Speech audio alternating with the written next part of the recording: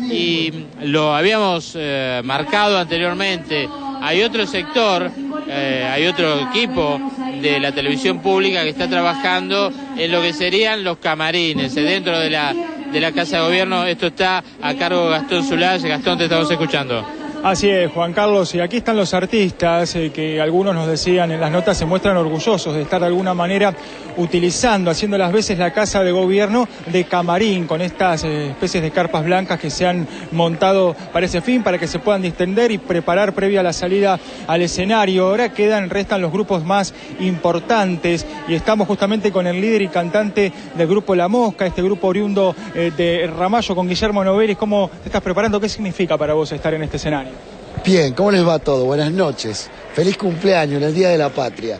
¿Qué significa? Es un honor, es una alegría, es una cosa que nos toca a muy pocos, el hecho de formar parte de este nuevo cumpleaños de la nación y al mismo tiempo el cierre del Bicentenario. Un año hermoso para todos nosotros, donde lo hemos vivido con mucha alegría desde aquel 25 de mayo del año pasado.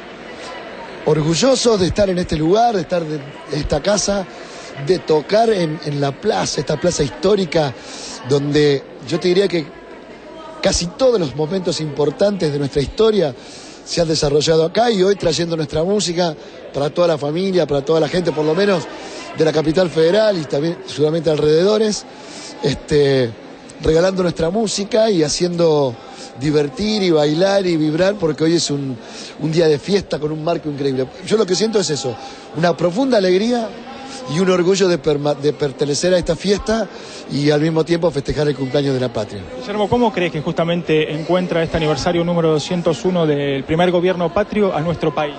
No, creo que nos encuentra muy saludables y con por lo menos desde mi punto de vista, con un futuro muy, muy venturoso, como nación y como continente. Ojalá que las cosas sigan así, que Dios un día, por fin un tiro para el lado de la justicia, decía mi abuelo. Yo creo que estamos entrando en nuestro tercer centenario y espero que nos demos cuenta y que sepamos asumir la responsabilidad que tenemos como generación de hacer este país lo que merece ser, para tener un país más justo, igualitario, por sobre todas las cosas, con igualdad de oportunidades. ¿Tenemos con qué? Es cuestión de ponerse a trabajar y desarrollarlo todos los días. Creo que a veces no nos tenemos tanta fe como la deberíamos tenerlo, pero vamos en el buen camino y estoy contento. Muchas gracias, Guillermo Novelli, cantante de nada. Gracias a ustedes y bueno, nos vemos ahora en el show que calculo que 2020 estaremos tocando, así que un beso para todos. Siempre con clima festivo. Sí, señor, divirtiendo a la gente y a toda la familia argentina. Muy bien, entonces a las 20:20 va a estar el grupo La Mosca ya preparándose. Hemos tenido la posibilidad de dialogar en forma exclusiva con su líder y cantautor Guillermo Novelli, y nosotros aquí, cuando ustedes los dispongan, seguimos con más notas, con artistas e incluso funcionarios que están aquí en el interior de la Casa de Gobierno. Muchísimas gracias, Gastón Zulay. Bueno, mirá qué cosa, ¿no? Que te pregunten como artista, ¿dónde te cambiabas? En la Casa de Gobierno. No es para menos. Bueno, y por otro lado, estaba pensando el grupo La Mosca, el éxito que tuvo en España. Es impresionante la convocatoria que tiene este hombre con esos anteojos tan especiales. Pero bueno, es un día para hablar de historia, del contexto que rodeó a esa Revolución de Mayo. Tenemos otro invitado. Así es, Juan. Gabriel Limeglio. Buenas noches, Gabriel, gracias por venir. Historiador argentino, investigador del CONICET también. Nos contabas, Gabriel, que tu ámbito de estudio es la participación política. ¿Qué nos podrías contar, ya digamos, por afuera de los libros de esta participación? ¿Qué notaste vos en el siglo XIX? Bueno, yo lo que trato de investigar es cómo, además de los próceres, además de los personajes que dirigieron la política, hubo una participación política popular en la Revolución de Mayo, y a partir de entonces en Buenos Aires y en Argentina en general, de las clases populares, es decir, la gente común. Es decir, que me parece que es importante tratar de agregar a el estudio de la historia cómo participó la gente que no eran los grandes dirigentes, pero que también fueron fundamentales en el desarrollo de la historia, ¿no? Justamente. ¿Cómo lo hacían?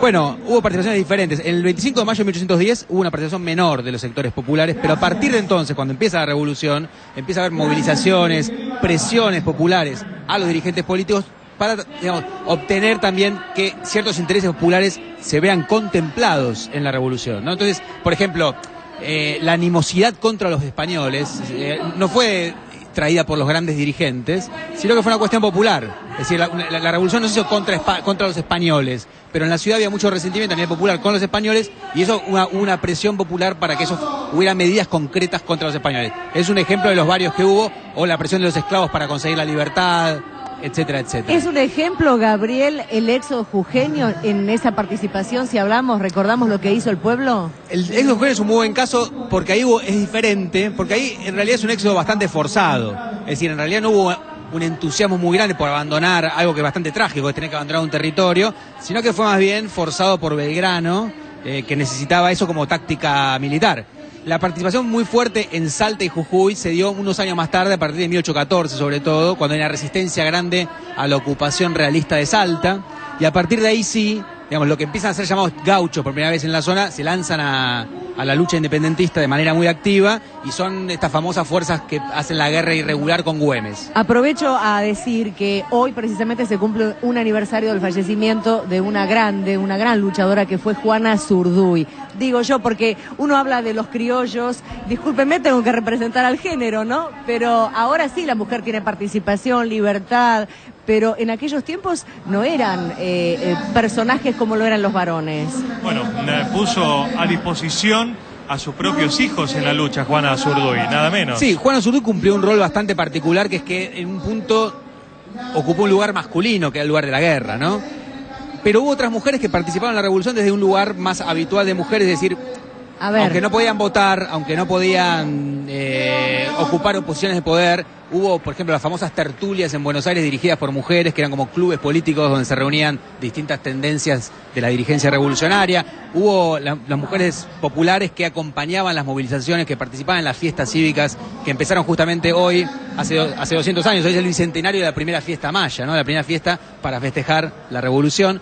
Entonces, una presencia política femenina, más allá de estas grandes figuras, como Juana Zurduy, que es más bien una excepción que la regla, ¿no?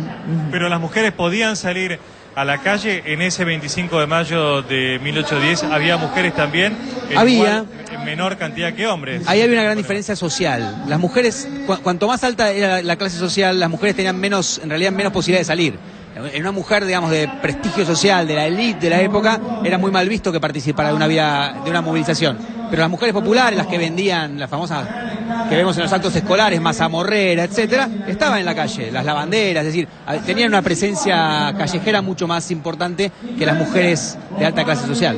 Era una sociedad que empezó a comprometerse, entre comillas, con lo que era una causa, que era la independencia, o ir camino hacia la liberación de lo que era el poder español. Sí, lo interesante de esta época es que, como pasa muchas veces con las movilizaciones políticas, había muchos intereses diferentes en una misma causa, ¿no? No sabemos si todos querían exactamente lo mismo. Lo cierto es que muchos encontraron en la identificación con la patria, en la identificación con la revolución, la posibilidad de pensar en un futuro mejor. Para los esclavos ese futuro era la libertad. Correcto. Para las mujeres podía ser mejorar su propia posición, que eso no cambió con la revolución, por cierto. Para, digamos, los gauchos de Güemes puede significar también luchar por la tierra, luchar por mejores condiciones de vida, por igualdad racial, en un lugar donde no tener sangre blanca era considerado jurídicamente desigual.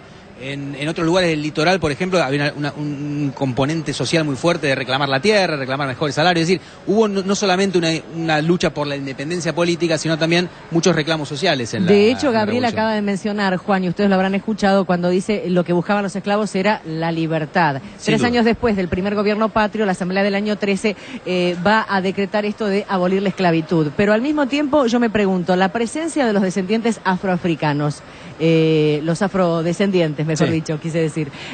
¿Cómo participan desde la primera Junta de Gobierno en estos movimientos? Bueno, una mínima aclaración. Lo que hace la Asamblea del año 13 es la libertad de vientres, con lo cual los hijos de las esclavas, que eran las que transmitían, era por vía materna que se transmitía la esclavitud, van a nacer libres. La esclavitud técnicamente sigue hasta la Constitución del 53, porque uno de los problemas que tiene la revolución, una de sus contradicciones, es la idea de libertad y la idea de propiedad. Es decir, el derecho de propiedad se considera un derecho en esa época inalienable. Entonces, ¿cómo hacer una revolución dirigida por dueños de esclavos? Muchos de nuestros próceres tenían esclavos.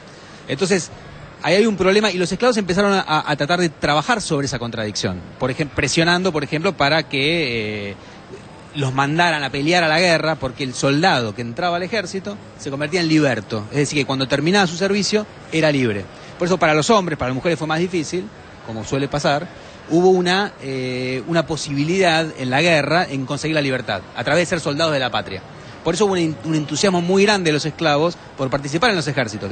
Buena parte del ejército que cruzó los Andes es un ejército compuesto por africanos, ¿no? O por descendientes de africanos. La participación política que tenemos en la Argentina, ¿dirías que tiene su comienzo en la Revolución de Mayo? ¿Es un sello que nos quedó? ¿Hubo momentos de mayor y menor participación? Argentina es un país que ha tenido muchos cambios a lo largo de su historia, pero yo creo que sí hay una impronta que viene de la Revolución, que es esta presencia popular en la política. Creo que hubo oscilaciones a lo largo de la historia, pero es una marca de origen, diría. Incluso un poco anterior, ya en la colonia había participación popular, con menos peso que después de la Revolución, pero existía. Algo que se inventa en estos años es, por ejemplo, en Buenos Aires, es la presencia en la plaza, ¿no? Desde 1806, que se pide que el virrey Sobremonte no vuelva a la ciudad de Buenos Aires, y sobre todo en 1810, y a partir de ese año, concentrarse en la plaza para exigir algún cambio político se convierte en una práctica que nunca murió en Argentina y que sigue siendo fundamental, ¿no? Ocupar esta plaza es, bueno, simbólicamente fundamental. Por lo pronto, mi última pregunta, Gabriel, tiene que ver con la historia como materia que se da hoy en los establecimientos educativos, llámese la primaria, la secundaria, incluso la universidad. ¿Hay una apertura más grande o una inquietud de parte de los jóvenes con la historia argentina? Porque antes te daban historia antigua, moderna, contemporánea, pero era más lo que pasaba afuera que lo que pasaba en tu país. Sí, yo noto cierto interés renovado, ¿no? Creo que esta es una época muy interesante, sin duda, donde Argentina es un país donde todo el tiempo está pasando algo, entonces eso creo que todo el tiempo nos hace revisar el pasado, ¿no? Y también creo que por primera vez se está viendo más la historia argentina en clave latinoamericana. Y eso es muy importante, porque en general todos nuestros países latinoamericanos suelen estudiar su historia, la historia europea y su propia historia. Y si nosotros queremos entender la independencia, y no entendemos que al mismo tiempo está pasando el mismo proceso en todo el continente, en toda Hispanoamérica, nos quedamos con una historia renga, ¿no? Entonces, me parece que todavía tenemos que trabajar más para latinoamericanizar nuestra historia, que es ahí donde pertenecemos, ¿no? Bueno, Gabriel, muchas gracias.